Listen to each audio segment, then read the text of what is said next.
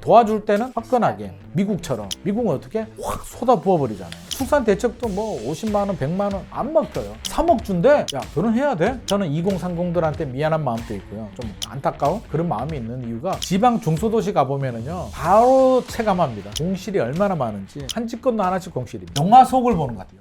출산율이 하락하면서 더 이상 뭐 아파트 사줄 사람이 없다, 부동산이 끝났다라는 자극적인 기사들 이렇게 말씀을 하시는 분들도 많고, 근데 반면에 서울의 집값은 다시 반등을 하고 있다라는 소식도 있어요. 현재의 부동산 시장, 인구 감소 시대에 어떤 상황이 있다고 봐야 될까요? 일단 인구 감소 심각하죠. 두 가지 측면에서 봐야 되는데, 하나는 지금 당장의 문제냐, 앞으로의 문제냐. 앞으로의 문제죠. 주택 구매 연령이 보통 40에서 59세. 최근에는 30대들도 많이 사니까 30에서 59세 정도 본다면 출산율이 급감한 게 2015년부터입니다. 지금 2024년이죠. 10년 지났습니다. 앞으로 10년이 되면 줄어든 출산율 애들이 20대가 돼요. 20년이 지나면 30대가 됩니다. 그래서 10년까지는 뭐 큰 영향은 없을 것 같고요. 10년이 지나면서 서서히 영향을 주고, 거기서 10년이 더 지나서 20년이 되면 본격적으로 영향을 주는데, 일단 10년이 지났다라고 하면 서울로 유입되는 대학생 수가 좀 줄어듭니다. 젊은 애들이. 그러니까 서울은 인구가 유입이 돼서 괜찮다라고 하는데 유입되는 인구 자체가 또 줄어들어요. 그렇죠. 그러면 이민을 받아야 되는데 이민이 또 만만한 문제는 아니잖아요. 고급 수요들, 돈 있는 사람들이 이민을 오면 좋겠는데, 지금 우리나라 들어오시는 분들 보면 필리핀에서 인력 건설 업계 뭐 이런 게 들어오는데, 그분들이 들어와서 아파트를 사기는 좀 어렵거든요. 그러면 적어도 10년 내에 우리가 당장 단기간에 뭐 지나치게 걱정할 필요는 없을 것 같고, 이 문제를 뭐 우리가 걱정하기보다는 사실 22대 국회하고 정부가 고민해야 되는데, 고민을 하고 있는데 답을 못 찾고 있는 것 같습니다. 그렇죠. 사실 이게 너 왜 결혼 안 해? 라고 하면 이유가 여러 가지가 있잖아요. 네. 그러면 집을 주던가 부터 시작해서 돈을 주던가, 애기 놓으면 내 삶이 없어질 것 같아, 뭐 여러 가지 이유들이 굉장히 많기 때문에 이 복합적인 사회의 문제가 저출산이라는 현상으로 나온 거지, 다 좋은데 문제가 없는데 저출산이다, 교육 문제도 있고 자신 없거든요. 그럼 이 문제를 어떻게 해결해야 되는 문제에 대해서는 굉장히 좀 어려운 숙제이기도 합니다. 근데 부동산 시장만 보자면 일단 10년 정도의 골든타임은 남아있는 것 같고요. 길게 보면 20년 후에 그럼 다 죽느냐? 그렇진 않잖아요. 일본 보면 다 죽었나요? 일본 잘 살고 있어요. 근데 우리는 일본보다 저는 좀 더 걱정되긴 합니다. 일본이 출산율이 1.3명입니다. 우리는 0.6명대로 내려왔어요. 일본 반토막입니다. 그래서 우리가 일본 걱정할 때가 아니에요. 일본은 인구가 1억 2천이 넘어요. 우리는 지금 5천만 또 간당간당한데, 이 상태로 가면 20, 30년 지나면 뭐 4천만이 될 수 있다라는 비관적인 전망도 나옵니다. 최악의 경우를 한번 생각해 볼까요? 인구가 줄어들었어요. 4천만으로. 어떤 일이 발생할까요? 일단 경제 인구가 줄어들게 되는 거잖아요. 활동하는 인구가 줄어드니까. 줄죠. 엄청난 영향을 주겠죠. 그러면 이 답을 어디서 찾냐면 일본하고 지방으로 가보면 돼요. 우리나라부터 가볼까요? 지방 중소도시들 한번 가보세요. 우리가 지방 중소도시 가보면은요 바로 체감합니다. 공실이 얼마나 많은지. 제 고향만 가더라도 학교 다닐 때 약간 명동 같은 곳 항상 시내가 있거든요. 네. 거기 시내 가면 막 번쩍번쩍해요. 피가 엄청 높았어요. 그때 3.3제곱미터당 그 중심 지역 4천만 원 정도 했거든요. 지방 중소도시가. 그 정도 비쌌어요. 공실이 어딨어. 2층, 3층 지하도 꽉꽉 차요. 최근에 명절 때 가보면 한 집 건너 하나씩 공실입니다. 영화 속을 보는 것 같아요. 영화. 가장 번화가인데도 가장 불구하고. 번화가인데도. 물론 새로운 아파트가 생기면 인구 이동을 하죠. 이동을 하죠. 신도심으로. 그러면 구도심 공동화 현상이 생기는데, 서울 같은 경우는 안 생기죠. 인구가 많기 때문에 이런 현상이 안 생기는데, 인구가 줄어들게 되면 구도심은 공동화 현상이 생겨요. 뻥뻥 빈집들, 빈상가들이 막 터집니다. 뭐가 살아남느냐? 새 아파트만 살아남아요. 소득 수준이 되는 사람들이 들어가는 아파트들만 살아요. 그러니까 지방도 격차가 벌어져요. 5억짜리, 6억짜리 아파트가 있어요. 중소도시들도 있어요. 근데 그게 아닌 20년 된 아파트들은 1억, 2억씩 해요. 서울은 그 정도 차이가 안 나잖아요. 지방은 이렇게 차이가 나요. 근데 이게 구도심 아파트들이 못 따라와요. 인구 수요층이 없기 때문에. 그러면 이게 양극화예요. 양극화가 굉장히 심해집니다. 그러면 서울도 장담할 수는 없는데, 이런 식으로 그냥 내버려두게 되면 서울 수도권도 20년이 지나면 격차는 더 벌어집니다. 부자 동네, 부자 동네가 아닌 동네. 새 아파트,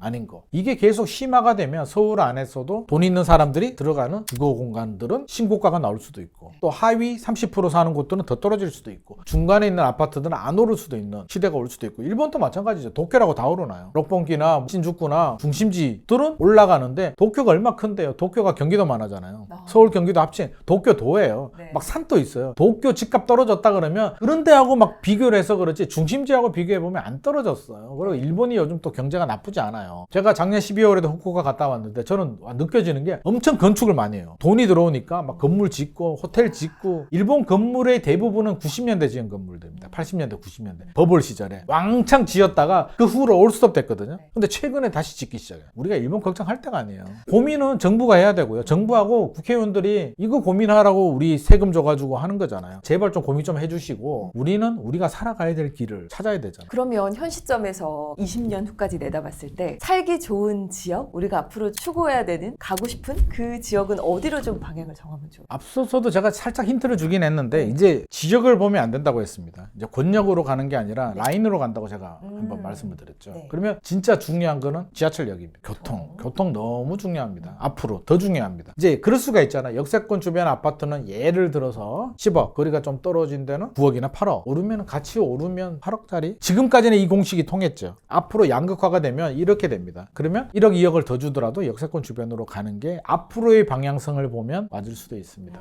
다 오르지 않습니다. 그럼 일본 또 보면 작년에 갔을 때도 전 눈여겨봤는 게 이제 일본에 있는 현지인 아시는 분이 있어서 이제 안내해주면서 일본 이야기를 많이 하고 하는데 보면 일본도 살아남는 지역이 있어요. 역주변 살아남고 중심지, 인구가 몰려들고 편의시설이 갖춰져 있는 그런 지역들은 살아남아요. 그리고 부자들이 사는 동네는 살아남아요. 부천. 근데 그게 아닌 특색이 없는 지역들은 경쟁력이 없죠. 네. 그러면 우리도 여기서 힌트를 얻어야죠. 좀 역세권 주변으로 저는 일단 가야 된다고 봅니다. 앞으로 더 중요합니다. 네. 그리고 인프라가 잘 갖춰진 곳들. 3기 신도시 당연히 좋을 것 같고. 또 우리는 이제 일본하고 좀 다르긴 한데 일본 신도시들은 사실은 우리하고 좀 개념이 좀 틀리긴 해요. 도쿄에서 또 떨어져 있잖아요. 도쿄가 경기도만 한데 거기서 또 떨어져 있단 말이에요. 베드타운으로 만들었잖아요. 네. 그 일본은 또 교통비도 비싸요. 우리가 지하철 요금이 저렴하잖아요. 그러니까 우리나라 신도시 정도면 도쿄예요. 도쿄도 안에 있는 그 하나의 뉴타운 같은 개념이기 때문에 우리나라의 3기 신도시나 2기 신도시, 뭐 1기 신도시도 이제 재건축한다라고 하는데 이렇게 인프라가 잘 갖춰진 곳들은 저는 괜찮다. 그리고 재건축도 막 추진하잖아요. 네. 서울 내에서도 최근에 뭐 서남권 강북 대교조 나오는데 그게 뭐 계획처럼 100% 진행되지는 않겠으나 방향성을 본다면 서울에 땅이 없기 때문에 결국 구도심을 업그레이드를 할 필요는 있거든요. 그렇게 본다면 그 대상 지역이 되는 곳들, 교통이 생기고 뭐 GTX가 들어온다든지 또 재건축, 재개발을 할 수 있는 지역들. 대표적으로는 서울의 상계동, 창동 뭐 이런 데는 일단 좀 멀긴 해요. 멀긴 하는데 GTX-C가 그쪽으로 들어오면 교통 많이 단축이 될 것 같고 그게 가격도 상대적으로 좀 저렴하잖아요. 그게 재건축 추진된다면 뭐 저는 해볼 만하다는 생각이 드는데 우리가 패러다임을 바꿔야 되는 게 우리가 뭔 고정관념이 있냐면 재건축, 재개발은 공짜로 새 집을 받아. 추가 분담금 적게 내고 헌집 줄게 새 집 다오. 우리 약간 그런 게 있거든요. 개포주공 5층짜리 뭐 이런 거 막 했잖아요. 5층짜리 용적률 80% 아파트기 때문에 추가 분담금을 적게 내거나 환급을 받은 거고 이제 그런 시대 끝났습니다. 그렇죠. 이제 중층 아파트예요. 그럼 낼 돈 내야 됩니다. 네. 내가 짓는 것보다 적게 낸다는 거지 일반 분양이 나오니까 과거처럼 굉장히 저렴하게 재건축, 재개발, 정비 사업을 하겠다는 마음은 버려야만 속도를 낼 수가 있지 개포주공처럼 나는 환급 받을래 아니면 추가 분담금 얼마 내지 않을래 라는 마음을 가지게 된다면 아마 여러 가지 분쟁들이 생기고 발목을 잡을 수도 있습니다. 이 부분에서 요즘에 또 여쭤보고 싶었던 게요. 아까 일본 얘기도 하셨지만 일본 같은 경우는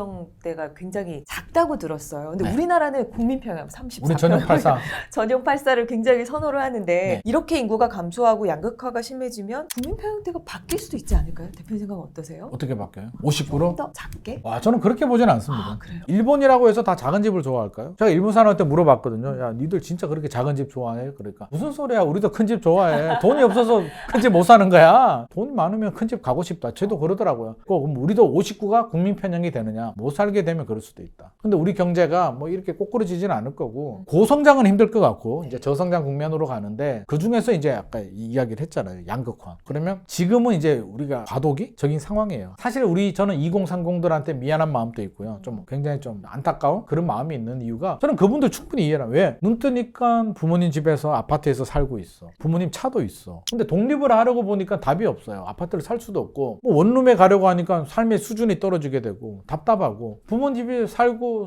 하니까 눈치도 좀 보이고 이게 굉장히 좀 어려운 낀 세대들이고 잘 모르는 사람들은 열정이 부족하다, 의지가 부족하다, 뭐 노력을 안 한다. 근데 무슨 소리예요? 2030들이 우리 세대보다 훨씬 더 노력 많이 해요. 저는 요즘 태어났으면 저는 아무것도 못해요. 대학도 못 가요. 그러니까 상황이 달라졌다. 그렇게 본다면 앞으로가 좀 문제긴 한데 전용 84를 지키기 위해서 이분들의 노력뿐만 아니라 우리 기성세대들, 정치, 국회들도 노력을 좀 해줘야 된다. 경제 성장이 꾸준히 2% 정도는 할 수 있도록 민생 법안에 대해서 제가 앞서서 민생보다는 정치가 우선이다라고 했는데 제발 좀 순서가 바뀌었으면 좋겠다. 여야가 머리를 맞대고 정부도 머리를 맞대고 좀 해야 될 문제고요. 저출산 문제도 내버려두면 안 될 것 같습니다. 그럼요. 계속 돈을 쏟아붓는데 안 되는 이유가 돈이 제대로 안 들어가기 때문이에요. 제가 볼 때는 돈 다 어디 들어가는 거야? 몇십 몇십 조를 썼다는데 어디 간 거야? 이게 정치가 우선이 되다 보니까 출산 대책 보면 뭐가 이렇게 복잡해? 왜 복잡한 줄 아세요? 그게 정치 논리가 들어가서 그래요. 이걸 신생아 출산한테 혜택을 많이 주게 되면 기성세대들, 다른 세대들이 반발하지 않을까? 이것도 좀 떼서 특별 공급 물량을 너무 늘리면 여기가 이렇지 않나? 조율을 하고 넣고 빼고 하다 보니까 복잡하게 그냥 이도저도 안 되는 게 돼버리거든요. 도와줄 때는 화끈하게 미국처럼. 미국은 어떻게? 확 쏟아 부어버리잖아요. 영적 완화할 때도 화끈하게. 부작용은 나중에 해결하겠다. 출산 대책도 마찬가지죠. 출산 문제가 심각하면 일단 쏟아붓고 후유증은 나중에 고민해야죠. 근데 이것저것 다 고민해버리면 답이 안 나와요. 그래서 저는 일단 돈을 좀 많이 지원해야 된다. 지금 우리가 할 수 있는 게 돈밖에 돼 있나. 그냥 부탁할 수는 없잖아요. 네. 결혼하고 애 낳으라고. 제가 일본 가서도 또 물어봤어요. 일본은 출산 문제가 어떠냐. 왜 1.3명이 계속 유지가 되냐. 우리보다 높냐라고 하니까 애기 키우기가 좋대요. 이 친구가 첫째는 일본에서 나와서 몸을 풀었고 둘째는 한국에서 몸을 풀었대요. 비교가 되잖아요. 한국에서 둘째를 놓으니까 너무 불편하더래요. 병원비가 너무 많이 들어가고 일본은 병원비가 별로 들어가지 않는다.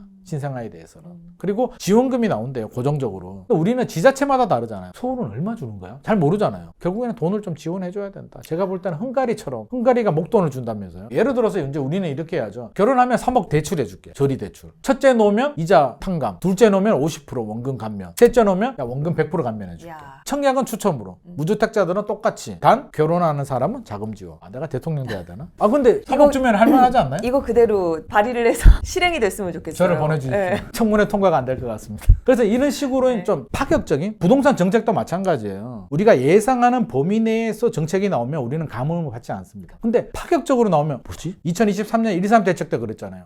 강남 3구 용산구 빼고 다 풀렸어? 이게 먹힌단 말이에요. 그러면 출산 대책도 뭐 50만 원, 100만 원 안 먹혀요. 3억 준대? 야 결혼해야 돼? 라는 생각부터 든단 말이에요. 그렇죠. 그래서 한다면 화끈하게 쏟아붓는다. 부작용은 나중에 고민하자. 충분히 감당할 수 있다. 빠져나가는 돈만 우리 인구 줄면 그 뭐지? 교육 예산? 교육 예산 그 남아 돌잖아요. 그게 법으로 뭐 정해져 있을 거예요. 국가 세금 수입의 몇 프로를 교육 예산으로 써야 되는데 인구는 주는데 예산은 늘어나는 거죠. 그럼 그거 있는 거 빼가지고 이제 법 개정해야죠. 법 개정. 그래서 할 수 있는데 안 하는 거예요. 제발 좀 해주시기 바랍니다.